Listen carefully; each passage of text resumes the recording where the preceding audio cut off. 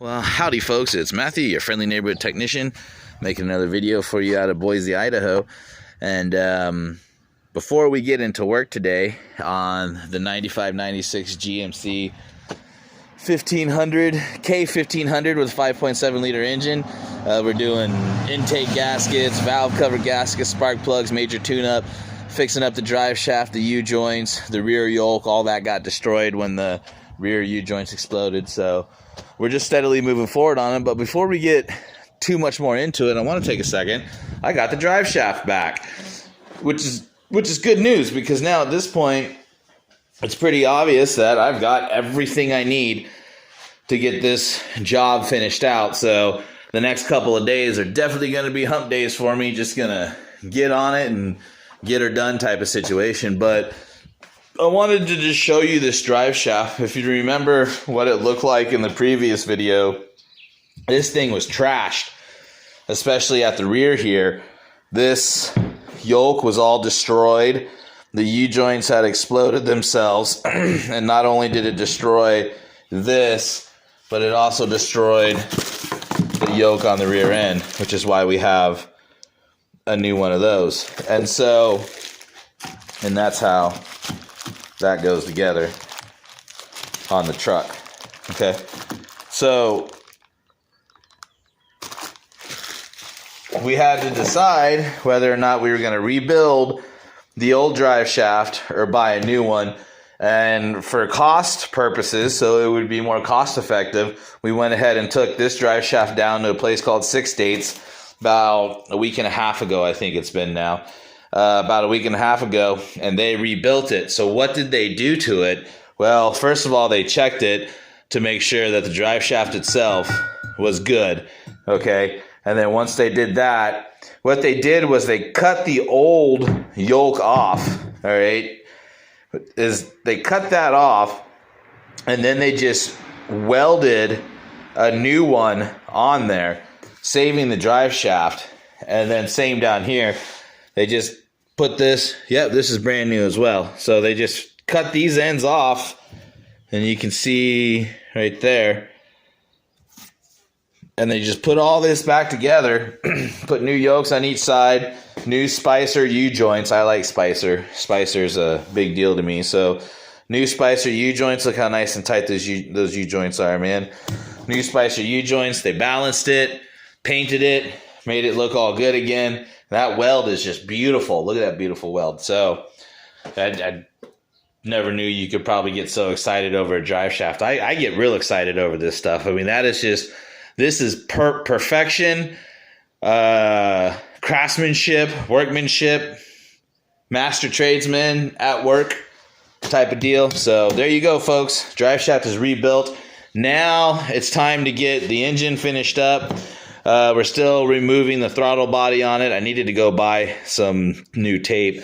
So I've got 4 different types of tape, because we've got a situation where somebody wired the throttle body and cut the connectors out and stuff like that. So I know what wire goes to what wire. I'm going to take a moment here and color code everything. And then I'm going to decide if I'm going to just order a new connector. It'll probably only take a day or two to come in, and just put it all together with the factory connectors, or if I'm going to solder it back together. So let's go ahead and start getting to work, folks. All right, so as you can see here, I've color coded these wires. All right, this way I know black goes to black, yellow goes to yellow, green goes to green, white goes to white. And what I'm going to do is I'm going to see if I can just find a factory connector to reinstall. If not, I'm going to get rid of this stuff right here, and I'm actually going to solder all this back together and make it a lot more professional than what it is. So now we're just going to take all of this wiring,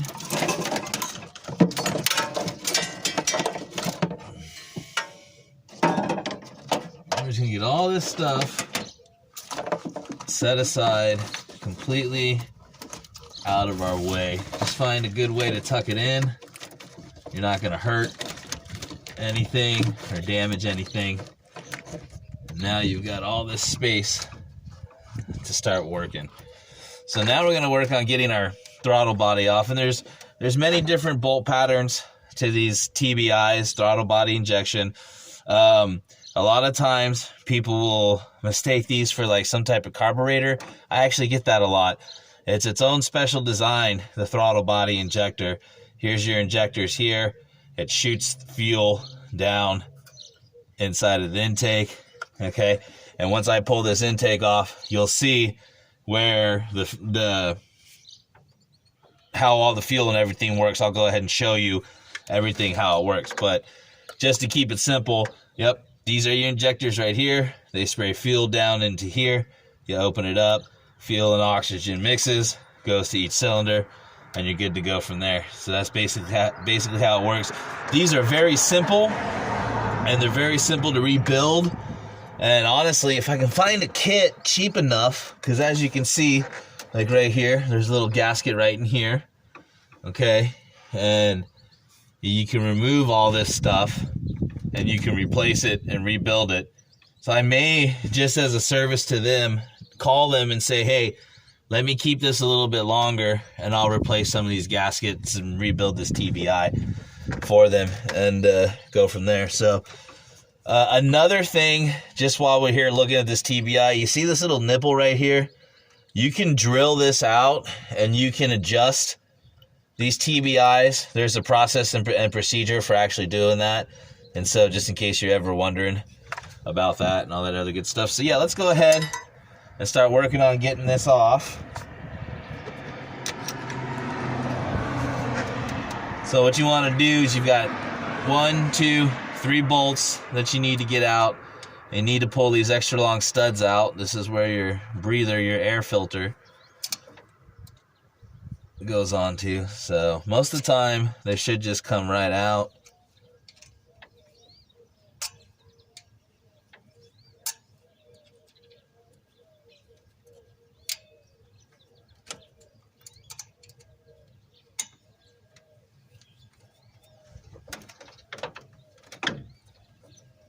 Come on, buddy. Sometimes they're a little harder to come out. There we go.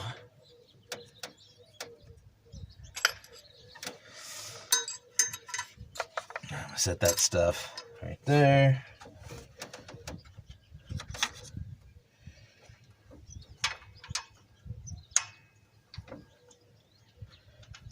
$13mm is not the right size. I'm wondering if that's like a 1/2 inch or something like that. I'll be right back. All right.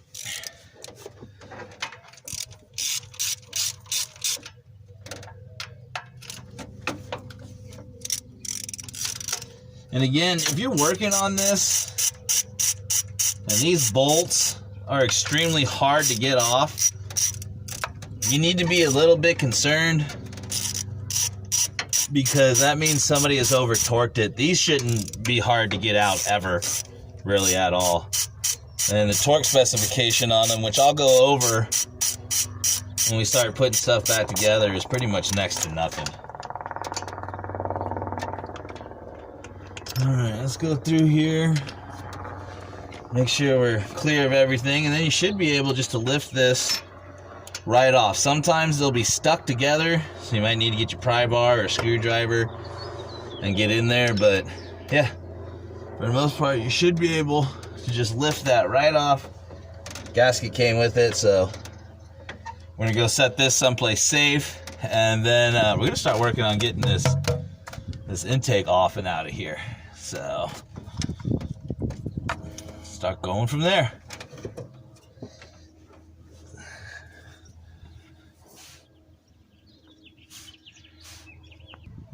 All right, so I think what we're gonna go ahead and do next is start preparing to set this engine to what's known as TDC.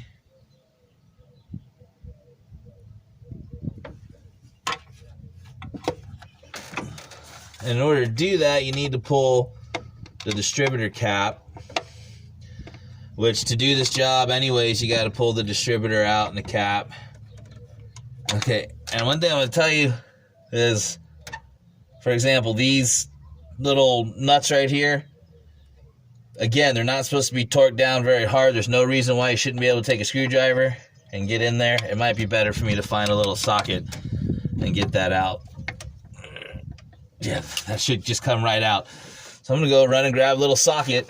But yes, that's what we're going to do next. We're going to pull the distributor cap, and then that way we can turn the crankshaft, set it to TDC, and get the distributor pulled out. And then from there, we're pretty much, minus some of the other little stuff that you see, we're pretty much ready to get the intake pulled off. So I'll be blowing it all out with compressed air and all that other stuff. But let me go ahead and grab another tool for that distributor cap. Okay, so I am now officially ready to pull the distributor, and I've set everything on this engine to what's known as TDC. So let me see if I can get the camera out of this camera holder here without messing up the video and show you where TDC is at. Now, I've got a marker here, all right? Waiting on the focus to come in. Come on, focus. There we go. Okay, and as you can see, I have a notch right here. Okay, and I've got that notch lined up with 0. We've got different numbers here. We've got 4, 8, and 12, and before. Okay, it says before right here. What this means is this is 12 degrees, 8 degrees, 4 degrees before top dead center, or 4, 8, 12 degrees before 0. So what you want to do is you want to line your notch up right here with this 0. But does that mean that you actually have top dead center? No. You can be 180 degrees off when it comes to top dead center. Now what that means is, in order for the camshafts to turn one full rotation, because all back inside of here you have your timing. You've got a crankshaft that is larger than your camshaft, okay? And so in order for that to turn properly, the crankshaft has to turn 2 full rotations in order for the camshaft to turn 1 full rotation. So you could turn this run 1 rotation, 1 full rotation, and bring this to 0, but on the top of the engine, you've only turned half a rotation, which means you're 180 degrees off from top dead center. So the best way to do it is to first find your numbers, find your notches on your crankshaft, line that up. Then you want to go to your distributor and you want to pull your distributor cap. Okay, now we know that on the distributor cap, this is number 1. This goes to cylinder number 1. Top dead center means that cylinder number 1 is all the way up. The piston is all the way up on the compression stroke. So that means that cylinder number 1 should be prepared to fire. So if you have this notch in the right spot and you've turned it 2 full rotations and not just 1, you will see that the ignition rotor will be pointed towards number 1 cylinder, which is over here. Okay, you see that? It's pointed towards number 1 cylinder, and it's pointed towards number 1 on the distributor cap. So that's how you know you're dead on. If you pull your distributor cap and you see that this is pointed over here, you're 180 degrees off, okay? And then the final test is to find cylinder number 1.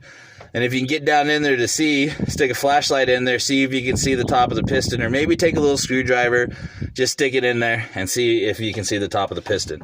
So, all right, so now that we've got TDC set, I'm gonna go ahead and get my distributor pulled.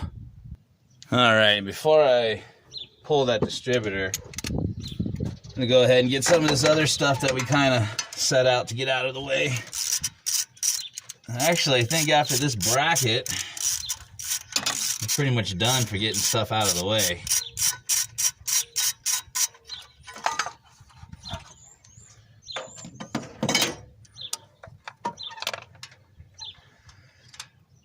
Okay. Pretty much everything so far from this point on looks like it's going to be a 14 millimeter socket or wrench, including your distributor bolt that you need to fight with a little bit to get out. There's 2 ways you can do this. You can either A, use a distributor wrench, or you can get in here with a wrench, as you can kind of see how I'm doing, and I actually have a flex head here. If you do not have a distributor wrench to fit this, you can get in there with a 14mm wrench. The only difference is you're just gonna have to do little short strokes and be patient and take your time. So thought I'd just show you that it can be done either way. And even if you had just a straight 14mm, you could still get in there and have some swing room. See? To get that out of there. But if you got a swivel head, you can do this. And then you don't need the distributor wrench. I do have a distributor wrench. I actually really don't use it that much for these jobs. I kind of like this method better.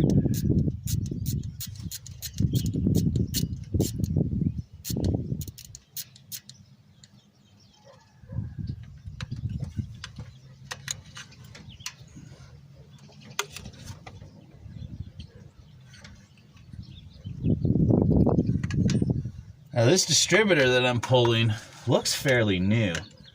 All right, there's your bracket, don't lose those. Okay, now you're just gonna pull your distributor straight up and out.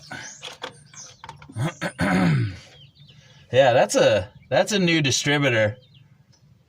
I wonder why they put a new distributor in here. I normally don't replace these brand new. You can rebuild these very easily.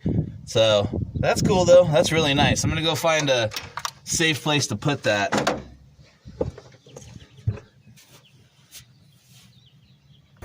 All right, so I've got all the holes filled in.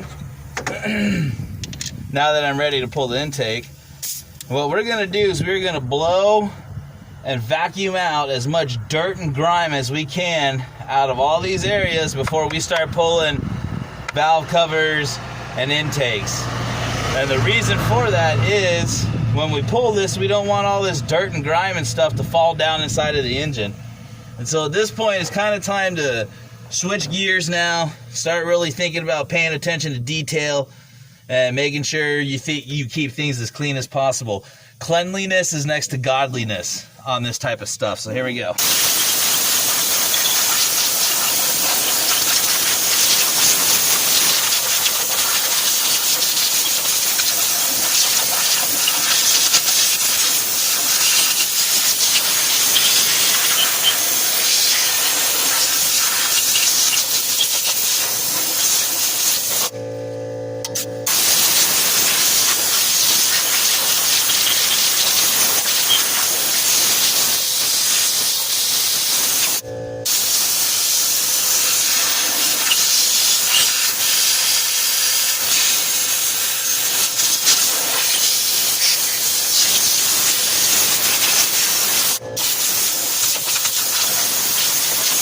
All right.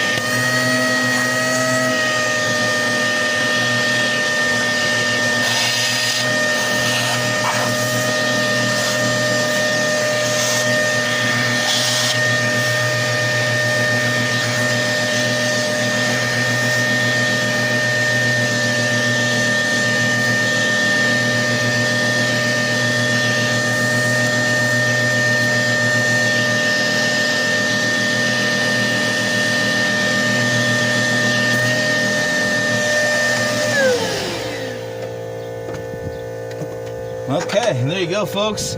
We got everything nice and clean. You can actually see some of our bolts now.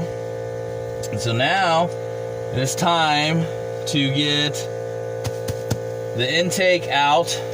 And I think I'm gonna have to get pretty creative with this back heater hose connection. Okay, I don't know. That's just gonna come apart.